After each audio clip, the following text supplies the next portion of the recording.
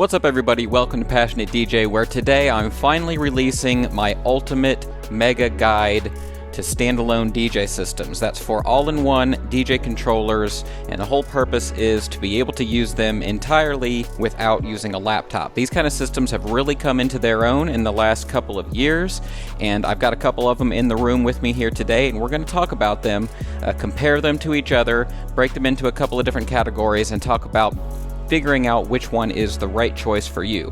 We're going to take these devices, we're going to break them into two categories: the devices that are powered by Engine OS and the devices that are powered by Pioneer's Rekordbox software. These are kind of the biggest games in town right now. We are going to talk about some alternatives to these systems, but primarily we're going to be focusing on Engine and Rekordbox. I'm really excited to dive into this stuff, so strap in and get ready for today's ultimate guide to standalone, all-in-one DJ systems. Let's get started.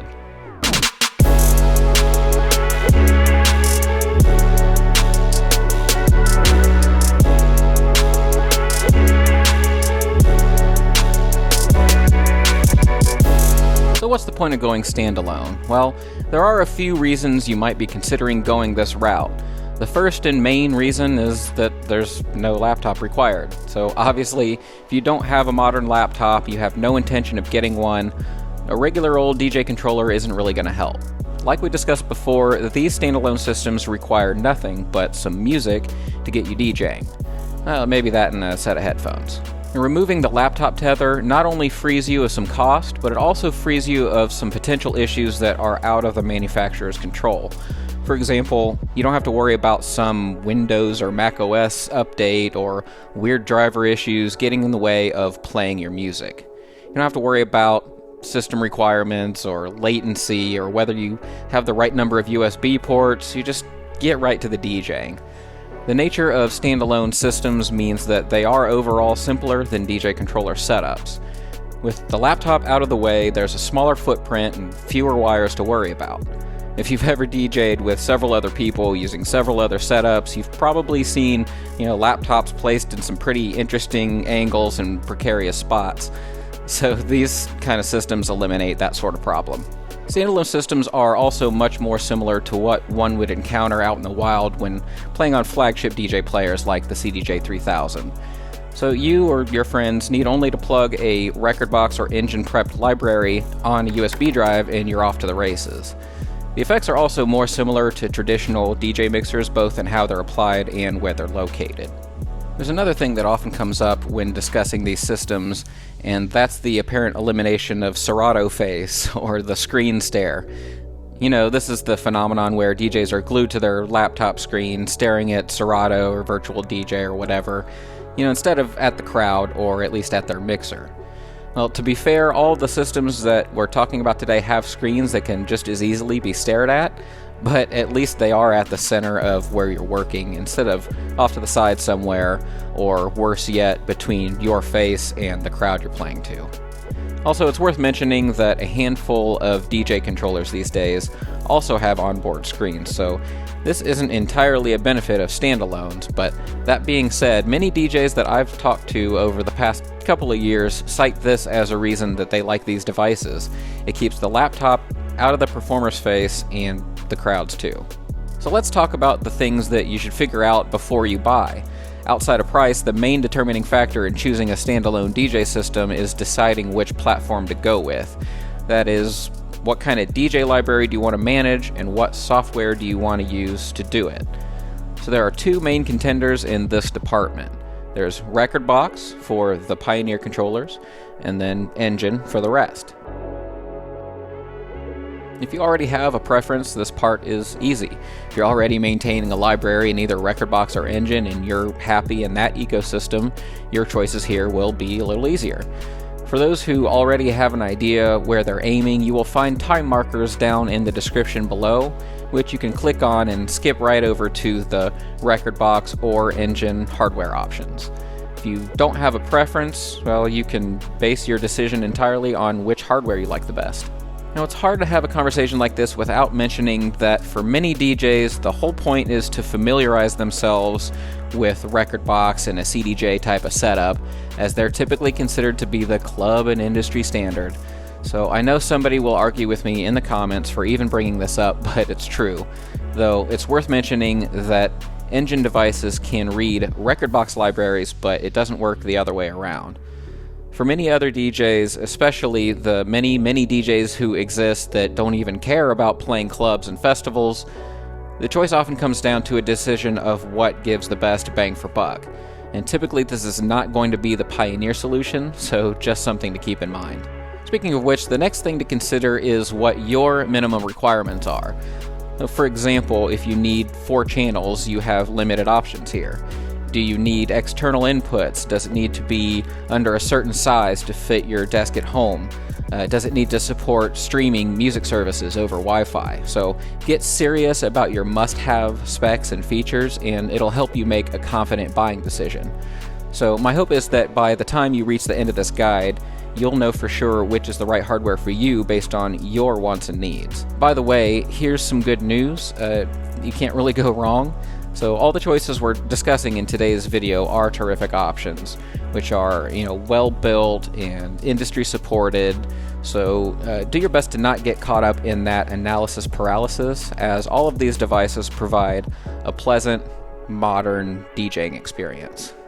One caveat here is that none of the Pioneer units we'll talk about today support any kind of music streaming services where all the engine-powered ones do. So that's something to remember if you plan on DJing using a service like Beatport or BeatSource Link or SoundCloud Go Plus or Tidal or even Dropbox. And so with all that out of the way, let's get on to the hardware. We're going to start with the Pioneer DJ devices powered by Rekordbox. Now, there are currently 3 different options for standalone DJ systems offered by Pioneer DJ. The most accessible is the XDJ-RR, a fairly basic unit priced at $999. At the top of the range is the XDJ-XZ, which is an enormous unit that comes pretty close to mimicking a full CDJ 2000 Nexus setup, but reaches a hefty $2399 asking price. And then wedged between those two options is the more recently released XDJ-RX3, which has some newly introduced features and upgrades, including a very lovely screen. And the RX3 lands at $1999. So I'll start with the XDJ-RX3 because, all things being equal, if given no other information, this would be my general recommendation for a Pioneer standalone unit. As with the making of this video, it's their newest hardware release. Thus it has many of the latest features to grace the Pioneer lineup. Now, the most notable and obvious is the huge 10.1-inch touchscreen with high resolution and frame rate. It really gives it a true premium feel. Now, being released after the CDJ 3000, it inherits many of the features from that player, such as its enhanced browse section and 3-band waveforms. The jog wheels feel buttery smooth and the faders feel solid. And the mixer section is essentially a DJM 900 Nexus, and that means you get access to every one of its 14 beat effects and 6 sound color effects. And in fact, the entire setup comes pretty close to emulating a CDJ 3000 setup, which costs north of $6,000. So that makes the $2,000 price tag feel a lot more palatable. It also supports full control of Serato if you do want to use it as a DJ controller as of early 2022. And for an extra $400, you can step up to the slightly older XDJ-XZ. So what do you get for all that money? Well, to start, you get full CDJ-sized jog wheels. And while either device allows you to connect external devices, the XZ gains you the ability to use DVS. You can't use timecode records with the RX3, so you've got to pony up to the XZ for that. And then there's the fact that it includes a 4-channel mixer, but be careful, it's a little deceiving. It's a 4-channel mixer, but it will only play 2 decks in standalone mode, so those extra channels can be used for your external inputs or for software control over your Serato decks. It does support Serato or Rekordbox DJ in that way, but unfortunately you cannot play 4 simultaneous tracks from your USB drive. Now, the XDJ-RR is probably the closest thing you'll find to a value in regards to Pioneer gear. Of course, at half the price of the RX3, this does come along with some compromise. Outside of a single aux input, there are no connections for external devices, so this is meant to be an entirely in-the-box device. You won't find RCA ports for turntables or CDJs. You can use it with your laptop as a controller, but only with rekordbox in performance mode. There's no Serato this time.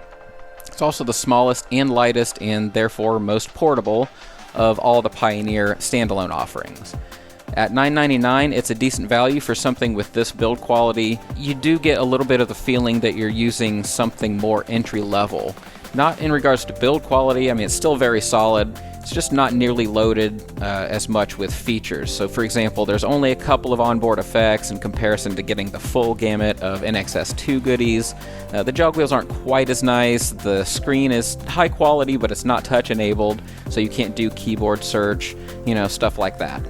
So overall, my recommendation for a Pioneer CDJ-esque experience is to default to the XDJ RX3. These RX setups have already proven themselves, the RX2 being notably popular, and with the RX3 being the newest in the Pioneer lineup, it has the newest features, and that big beautiful screen, the on-jog displays, the user interface, all that stuff is on par with the current flagship hardware.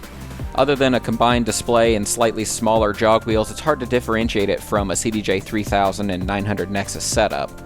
If you require 2 extra mixer channels, remember that's mixer channels, not onboard decks, or you want to use timecode, you can step up to the XZ for an extra 400.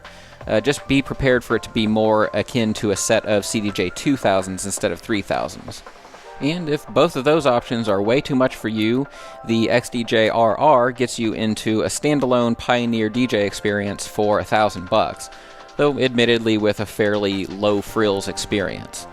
But yeah, if you'd like to take a deeper dive into my top recommendation, the XDJ RX3, check the link in the description below. You'll find a video that is just like that. I put it together for our friends over at the DJ Hookup. Now, the DJ Hookup is our preferred hardware provider here at Passionate DJs, so be sure to check them out for any of your DJ gear needs.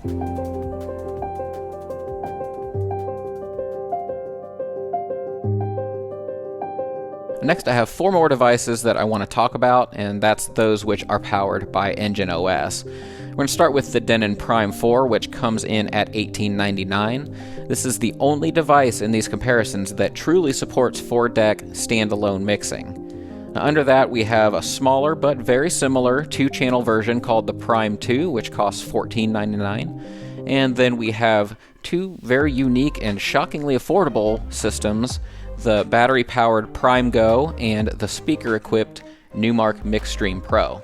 Once again, I'll give my top recommendation in this category, assuming I had no other information, and that is the Prime 4.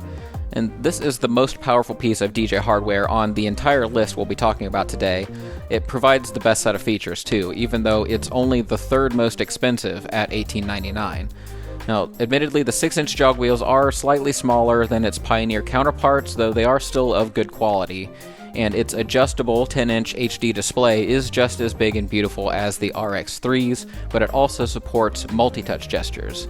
It has 4 assignable inputs for connecting media players or turntables, and its suite of effects comes from the Denon X1850 mixer. You can play music straight from one of its 4 USB ports, or from an SD card, or even from its 2.5-inch SATA drive bay. You can put an internal hard drive in there and carry all your music on it.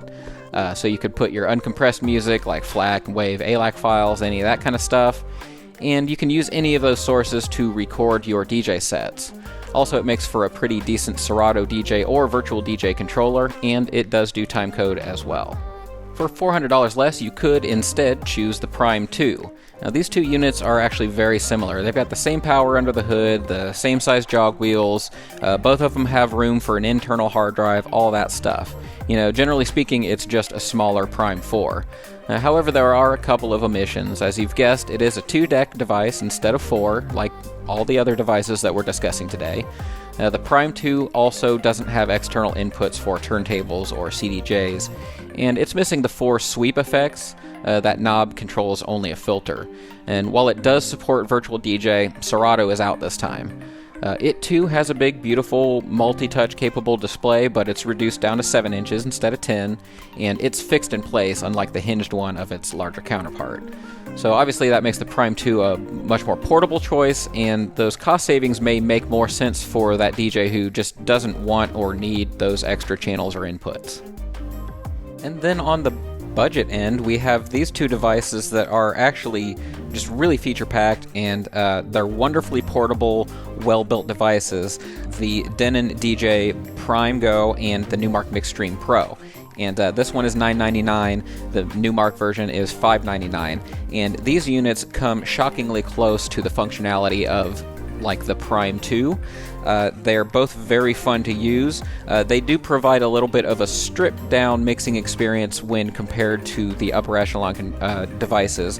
So for example, there are only a couple of effects. There's not a lot in that department, but each of these has a very unique feature. On the Prime Go, it's battery powered. You can actually unplug it and take it on an airplane or whatever you want to do, track prep and stuff like that, and it will run for 3 or 4 hours strictly on battery power, which is a pretty neat touch. A really kind of a new thing for DJ gear, which is pretty neat.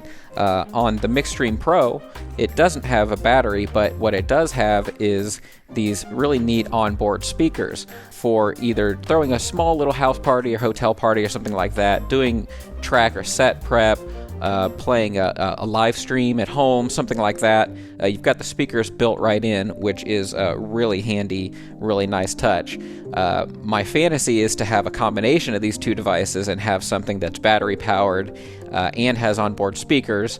I'm sure that would affect the battery life, obviously, but in either case, whichever one is more important to you, these are both great options. I've done thorough reviews of each of these devices, which you can find down in the description once again. But for the most part, they are both engine powered, and they will get all of the updates along with Engine OS, and therefore they will continue to be updated over time. I think these are really exciting options. The Numark coming in at $599, but being powered by the proven Engine OS software is just really a big deal. And the Denon unit, the battery thing is pretty cool, but overall, this is the most portable device that we're going to be talking about today. You can see how it compares here, about that size, so a little bit smaller, and even though it's got a battery, it's not so heavy that it's a big deal. Another thing that these are great for is if you do have a larger engine-powered setup. So if you have a pair of SC6000 players or something at home, but you want something more portable, something to do set preparation on, something for smaller parties or cocktail hour or something like that, then these are much more reasonable devices to carry around rather than lugging all that stuff around. So they make great backups and secondary devices, beginner devices, or just really portable and affordable options for Engine OS. You do end up with a little bit better I/O on the Prime Go. For example, you get a booth output on the Prime where you do not get it on the Mixstream. I find that pretty surprising. You get 2 nice mic inputs here on the Prime Go. But outside of that, they're both great comparable options, just depending on what your tastes are. So overall, the engine lineup is pretty easy to sort through. My default recommendation here is the Prime 4. And in fact, it's probably my top overall recommendation for a standalone DJ system, excluding any other factors. It's really just hard to beat the value for the price. It's well built, it looks great, it's very feature-packed, it's literally the only 4-deck option to date. Now, if the 4-deck option doesn't matter to you, you can save some cash and pick up a Prime 2 for $14.99. For something way more compact and affordable and the ability to use it on battery power, the Prime Go is a great option at $9.99. And then finally, the Mixstream Pro gives you onboard speakers and an impressive set of features for an astonishing price of $5.99. So now that we know what all the options are, let's do a couple of cross comparisons. So there's a $500 gap between the top 2 in each category, the XDJ XZ and the Prime 4, so you definitely want to be sure of your purchase. Feature for feature, the Prime 4 wins. Again, it's the only true 4-deck game in town, though the XZ does get closer due to its 4-channel mixer. Now, this is a big deal, but then again, many DJs don't actually use more than 2 decks. The fact that the XZ has full, proper CDJ jog wheels is a big selling feature to many DJs, even if it results in making it the size of a houseboat. The mixer on the XZ is a big deal too. It mimics a 900 Nexus 2, and generally speaking, Pioneer has just overall better and more robust effects than Denon. For the dedicated Pioneer user wanting basically the CDJ 2000 Nexus experience at home and possibly wants to add turntables to the mix, the $23.99 price tag makes a lot of sense in comparison to $6,000. Now, if you want to dive deeper in comparing the XZ and the Prime 4, I did an entire video dedicated to just this topic, and you can find it down in the thing. So let's compare the Prime 4 to the RX3, since those are my top two recommendations, and there's only a $100 difference between them. Again, in my opinion, you really can't go wrong here.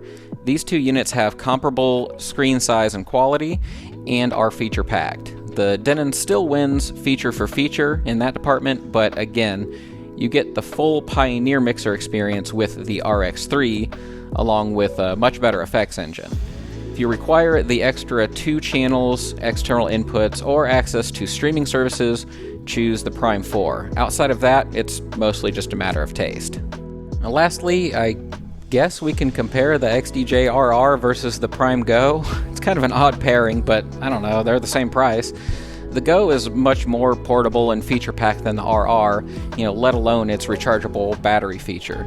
The RR is certainly better from an ergonomic standpoint with its more spaced-out design and the larger jog wheels.